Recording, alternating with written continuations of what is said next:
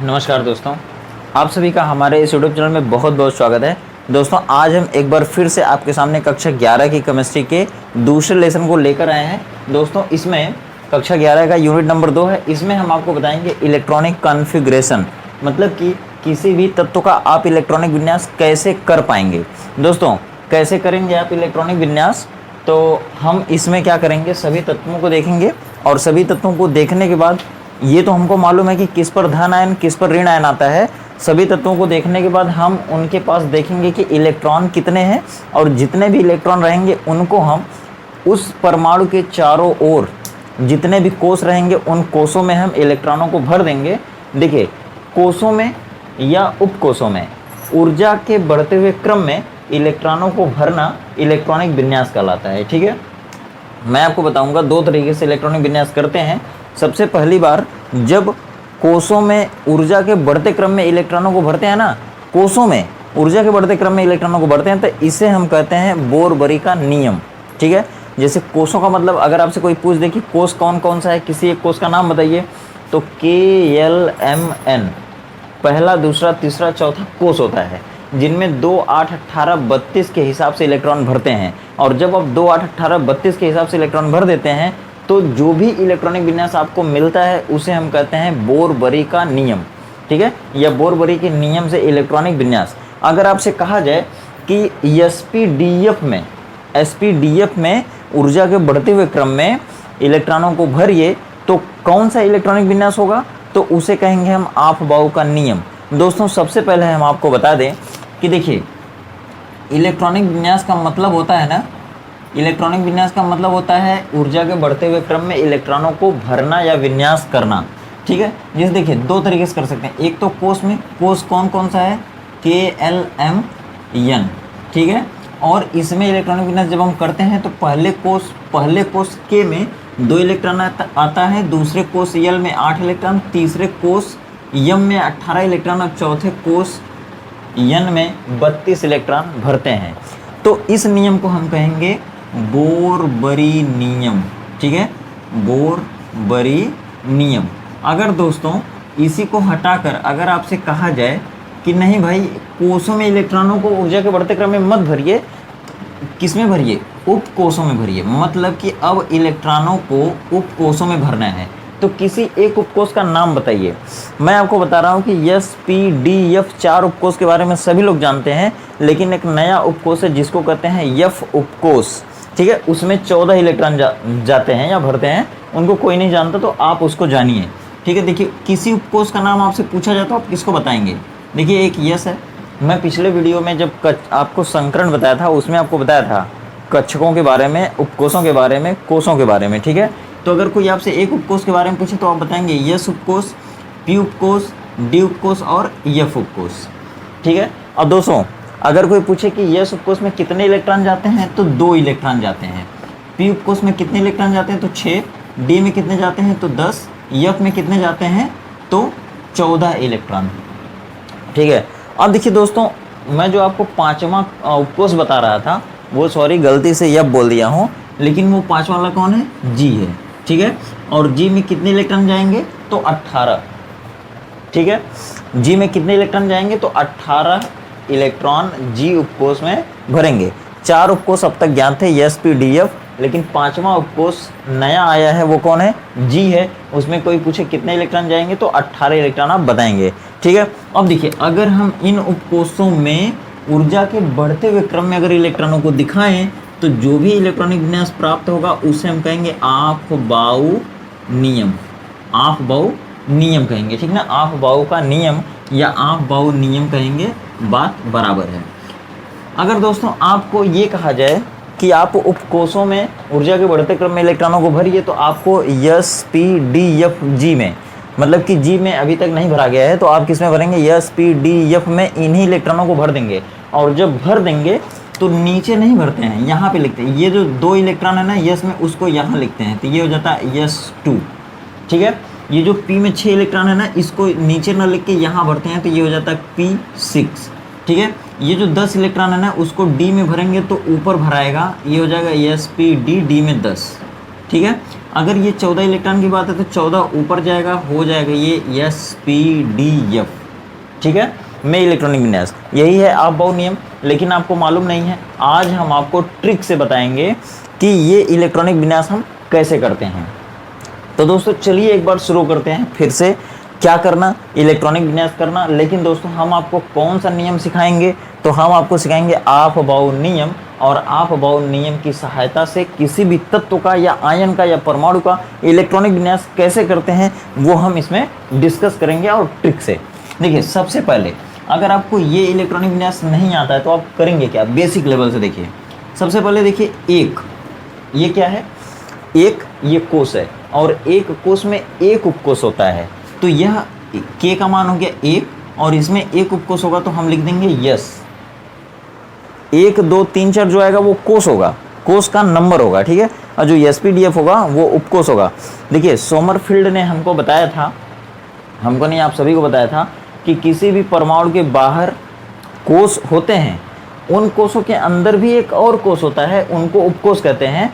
और सोमरफील्ड ने 1916 में एक और बात बताया था कि जैसे अगर दूसरा कोश है तो उसके अंदर 2 उपकोश रहेगा, तीसरा कोश है तो उसके अंदर 3 उपकोश रहेगा, पहला कोश है तो उसके अंदर 1 उपकोश रहेगा, और अगर चौथा कोश है तो उसके अंदर 4 उपकोश रहेगा।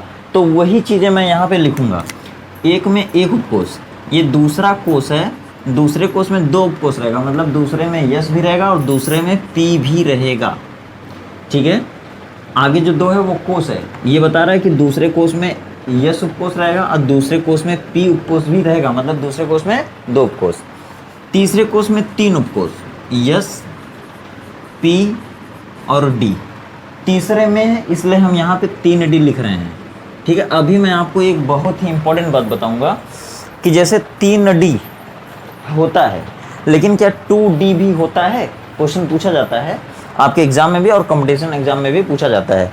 जैसे कहा जाए कि 3D तो होता है लेकिन क्या 2D होता है, नहीं होता है, ठीक है। ये आपको जानना है, कैसे जानना है, क्योंकि सोमरफील्ड ने आपको बताया था कि अगर दूसरा कोश है तो उसमें 2 ही उपकोश हो सकता है, यस और पी, तीसरा नहीं होगा, इसलिए 2D संभव नहीं होता। और 3D क्यों संभव है, क्योंकि 3 का मतलब हो गया तीसरा कोश, और तीसरे कोश में यस पी डी 3 उपकोश पाए जाएंगे। अगर कहा जाए तीसरा एफ होता है कि नहीं, तो आप बोलेंगे नहीं होता है, ठीक ना, सोमरफील्ड के नियम से।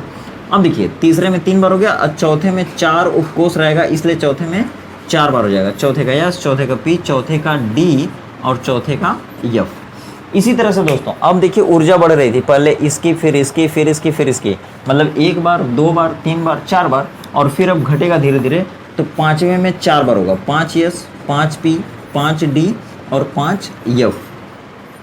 6वें में 6 यस 6 पी 6 डी, 7वें का 7 यस 7 पी और 8वें का 8 यस खाली, ठीक है। मतलब कि हो गया 1 बार 2 बार 3 बार 4 बार और फिर 4 बार 3 बार 2 बार 1 बार, इतना सभी को करने आएगा, ठीक है। और अगर पूछा जाए ये किसके लिए है, तो ये पहले कोश के लिए है, ये दूसरे कोश यल के लिए है, ये तीसरे कोश यम के लिए है, ये चौथे कोश यन के लिए है, और ये कौन सा कोश होगा, 5वां कोश, ठीक है, NO-P Q, फिर ये R 8वां कोश हो जाएगा। अब देखिए अगर गिनेंगे ना इलेक्ट्रॉन तो 2 8 18 32 32 18 8 2 इलेक्ट्रॉन इसमें आएगा।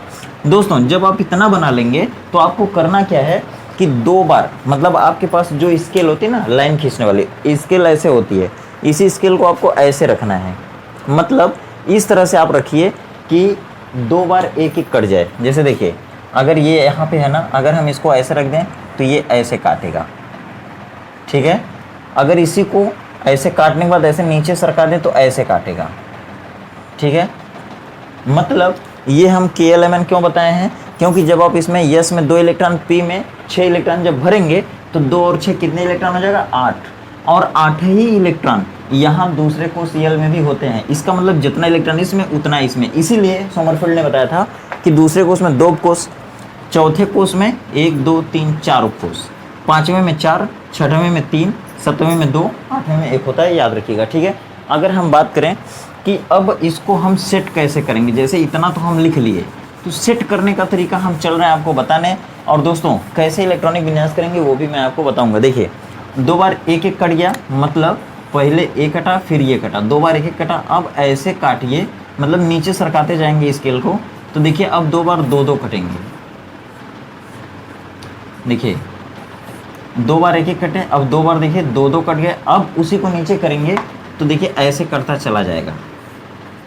2 बार अब कितने कटेंगे, 3 3, देखिए 1 2 3। फिर नीचे करेंगे तो ये कट जाएगा, ये कट जाएगा, ये और ये, मतलब ये आया, ये आया, ये आया, हो गया। अब 2 बार और करेंगे तो चरचर आ जाएगा। चरचर मतलब 4 4, चरचर से टूटना नहीं। देखिए 1 2 3 4।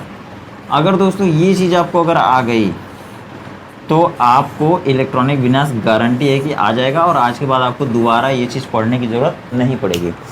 देखिए आपको सिंपली स्केल लेना है और इसी तरह स्केल को, ऐसे स्केल रहती है, इसको ऐसे करना, ऐसे करना, मतलब ऐसे 1 बार फिर 1 बार, मतलब 2 बार ऐसे 1 कटना चाहिए, 2 बार 2 2 कटना चाहिए, 2 बार 3 3 कटना चाहिए, 2 बार 4 4 कटना चाहिए, बस हो गया।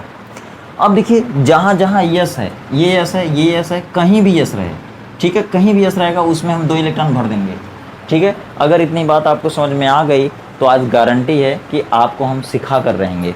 अब जैसे देखिए अगर आपसे कोई कह दे, अगर आपसे कोई कह दे यम जी का इलेक्ट्रॉनिक विन्यास किस नियम से कीजिए, ऑफ बाउ नियम से कीजिए, आप बाउ नियम से, ये देखिए अलग है, कीजिए। अब आपको कैसे करना है भाई, बहुत ही सिंपल है, ये क्वेश्चन आपका हो गया। मैग्नीशियम Mg का इलेक्ट्रॉनिक विन्यास आप बाउ नियम से कीजिए, तो क्या करेंगे आप देखिए, सबसे पहले आपको ये याद होना चाहिए कि मैग्नीशियम का संकेत क्या होता है, Mg। मैग्नीशियम को हम किस संकेत से दिखाते हैं, किस अक्षर से दिखाते हैं, तो Mg फॉर मैग्नीशियम। दूसरे नंबर पे आपको पता करना है कि मैग्नीशियम में कुल कितने इलेक्ट्रॉन होते हैं। तो देखिए यहाँ पर हम लिखे हुए हैं, ये मैं आपको ट्रिक से याद भी कराया हूँ पिछले वीडियो में। देखिए यहाँ पर अगर आप देखेंगे तो hydrogen, helium, lithium, beryllium, boron, इसको मैं याद कराया था, कैसे याद कराया था, हईलेबे बक नागफनी, ये 10 तक हो गए। फिर इसको बताया था कि नामंगल सिफारिश कर पोंका, मतलब नामंगल सिफारिश कर पोंका। अब देखिए इसको बताया था कि शक्ति वक्र में फेकनी कूजन, मैं आपको पिछली वीडियो में डिटेल याद कराया था आपको ट्रिक से, तो आप एक बार पिछली वीडियो को अगर देख लेंगे तो आपको ये सारी चीज़ें रिमाइंड हो जाएंगी, ठीक है।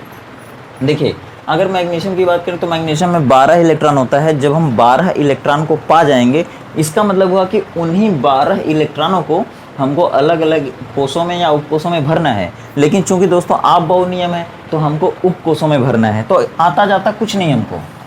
मान लीजिए आपको कुछ नहीं आता है तो 12 इलेक्ट्रॉन आपको मालूम हो गया, इन्हीं 12 इलेक्ट्रॉनों को आप भरेंगे। यहाँ पर लिख देंगे धीरे से 12, मतलब क्यों लिखेंगे, क्योंकि इससे पता चलेगा आपको कि इनके पास कितने इलेक्ट्रॉन है, कुल 12 इलेक्ट्रॉन है, ठीक है।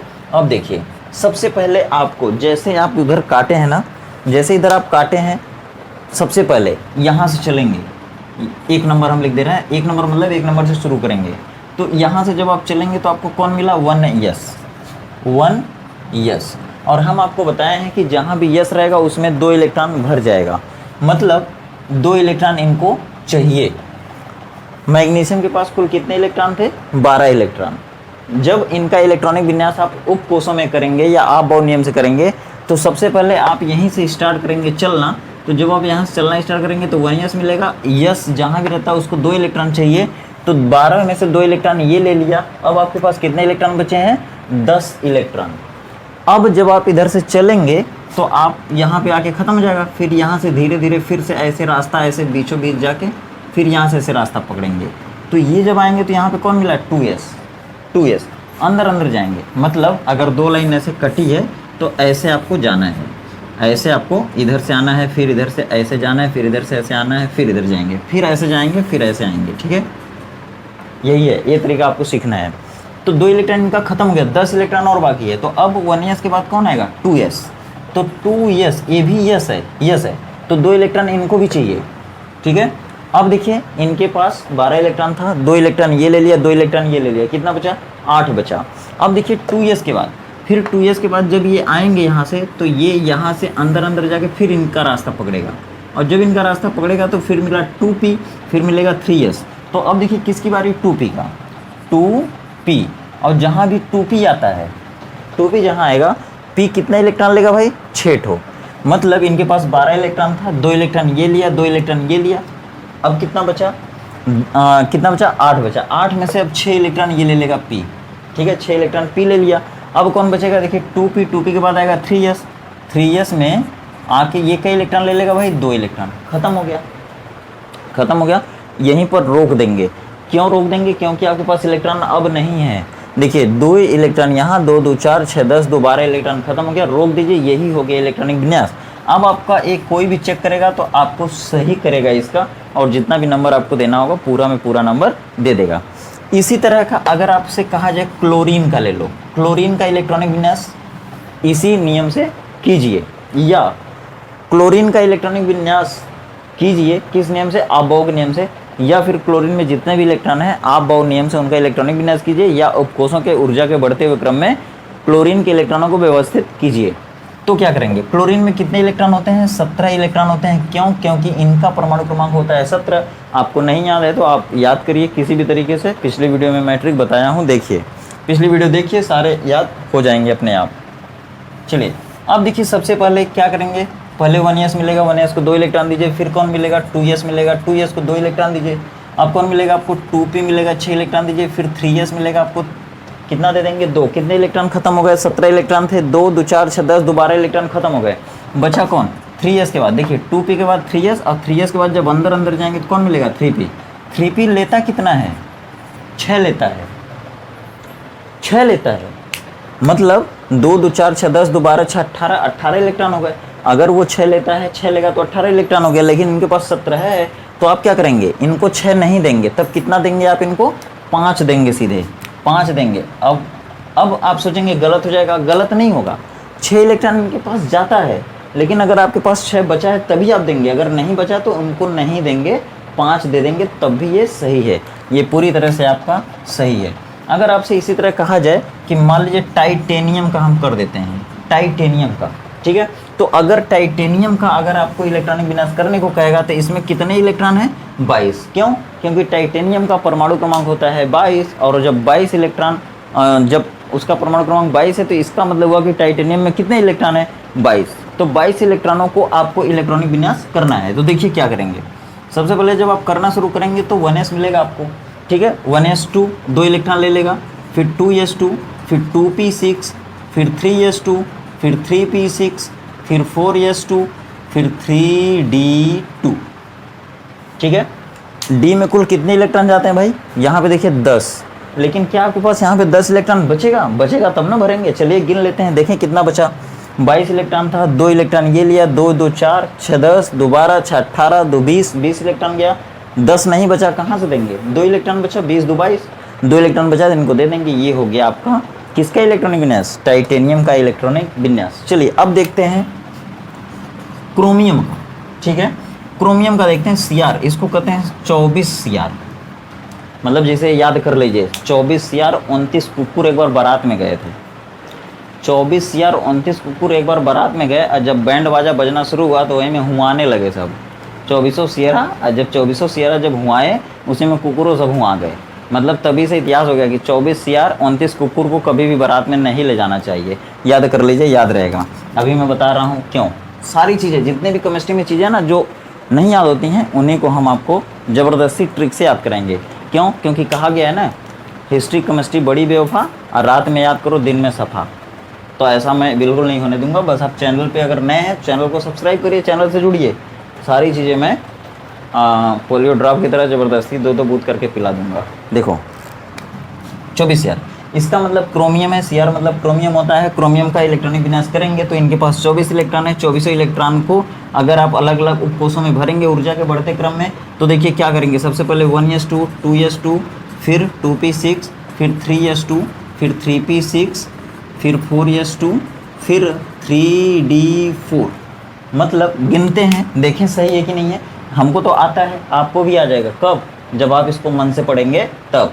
देखिए 2 2 4 6 10, 2 12 6 18, 2 20 4 24, ठीक है।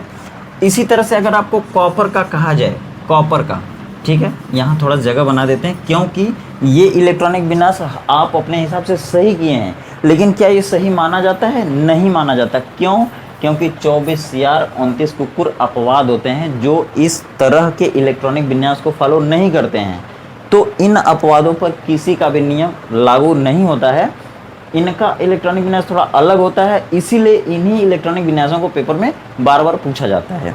तो मैं अभी आपको टेक्निक बताऊंगा। क्यों? क्योंकि ये भी अपवाद है, ये भी अपवाद है, तो दोनों को एक साथ के लिए अभी टेक्निक बताऊंगा। देखिए, कुकुर मतलब क्यूप्रम, क्यूप्रम मतलब कॉपर, कॉपर मतलब तांबा, तांबा मतलब ताम्र, और इसका इलेक्ट्रॉनिक विन्यास करते समय इलेक्ट्रॉनों की जरूरत पड़ेगी।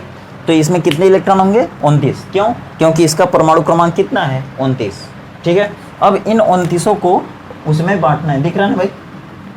चलिए, इन 29 इलेक्ट्रॉनों को अलग अलग कोषों में भरना है। देखिए, सबसे पहले आएगा 1s2, 2s2, 2p6, 3s2, 3p6, 4s2, 3d9, 3d9। मुझको पता चल गया कि यहाँ पे 9 भरेंगे तभी ये 29 होगा, नहीं तो नहीं होगा।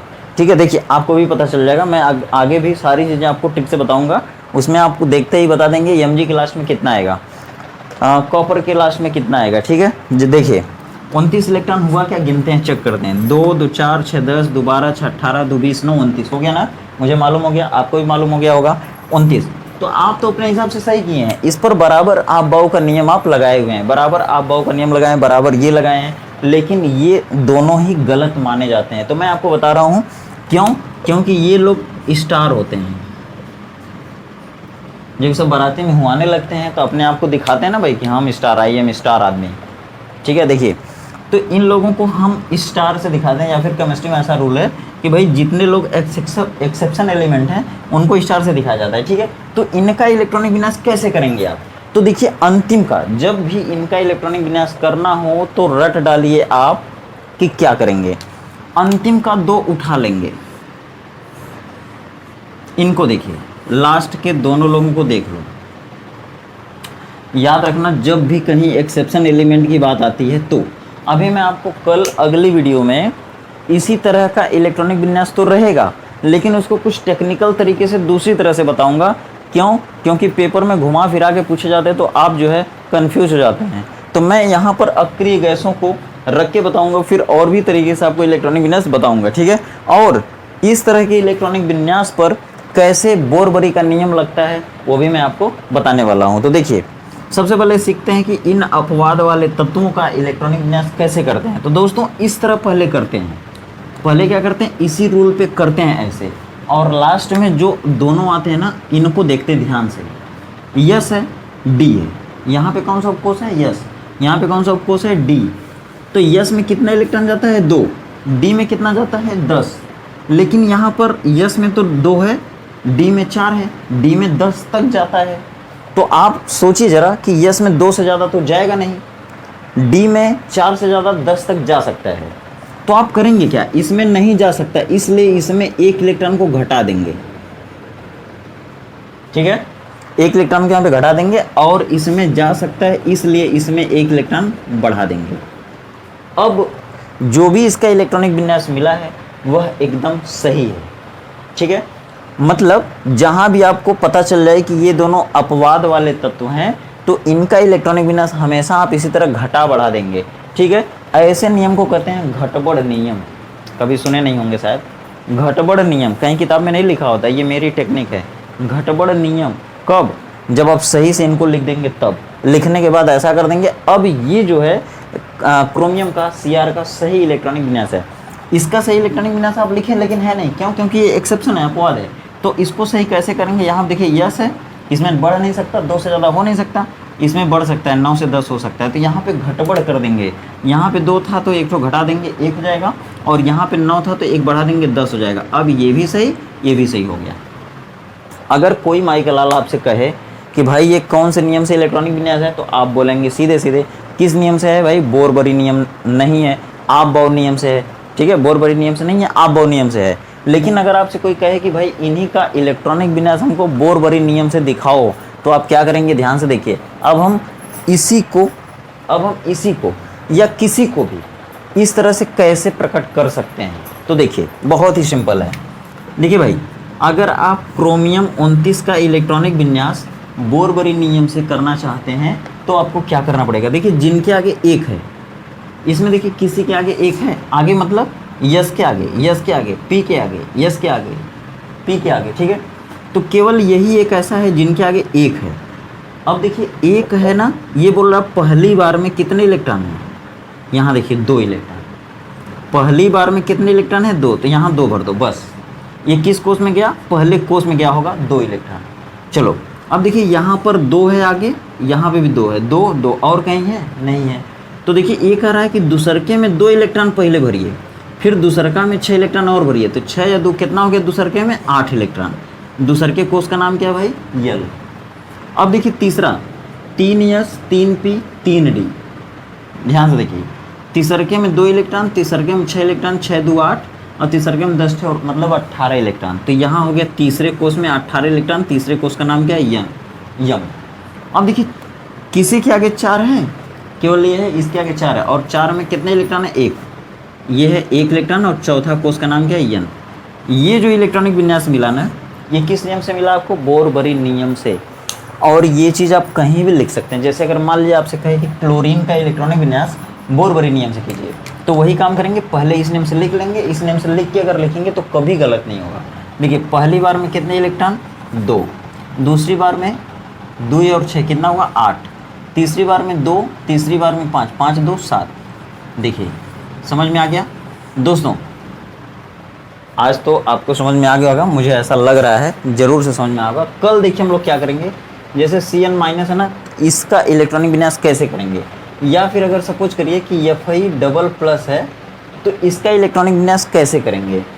Mn डबल प्लस है, इसका इलेक्ट्रॉनिक विन्यास कैसे करेंगे। Zn डबल प्लस है, इसका इलेक्ट्रॉनिक विन्यास कैसे करेंगे। N 3 माइनस है, इसका इलेक्ट्रॉनिक विन्यास कैसे करेंगे। एल्यूमिनियम 3 प्लस है, कैसे करेंगे इसका इलेक्ट्रॉनिक विन्यास। तो इस तरह से जितने भी आयन हो सकते हैं या परमाणु समूह हो सकते हैं, उन सभी का इलेक्ट्रॉनिक विन्यास कैसे करते हैं, हम इसको भी आपको ट्रिक से बताएंगे, समझाएंगे और सारा चीज़ याद भी कराएंगे और बेवफा नहीं होने देंगे केमिस्ट्री को। ठीक है, आपसे वादा करते हैं। इसी वादे के साथ मैं अपनी बातों को विराम देता हूँ। मिलते हैं फिर अगली वीडियो में रोज़ की तरह। तब तक आप खुश रहिए, व्यस्त रहिए, मस्त रहिए, आपका दिन शुभ हो। और हाँ, अगर अब तक हमारे चैनल को सब्सक्राइब नहीं किए हैं तो दोस्तों, केमिस्ट्री में अगर आपको इंटरेस्ट बनाना है, और केमिस्ट्री किसी को याद नहीं होती, अगर आपको केमिस्ट्री से लव करना है तो आप हमारे चैनल से जुड़ जाइए और डेली का डेली वीडियो देखा करिए। पिछले वीडियो भी देख लीजिए, आपको केमिस्ट्री आसान लगने लगेगी। तो चलिए मिलते हैं फिर अगली वीडियो में। तब तक आप खुश रहिए, व्यस्त रहिए, मस्त रहिए, आपका दिन शुभ हो।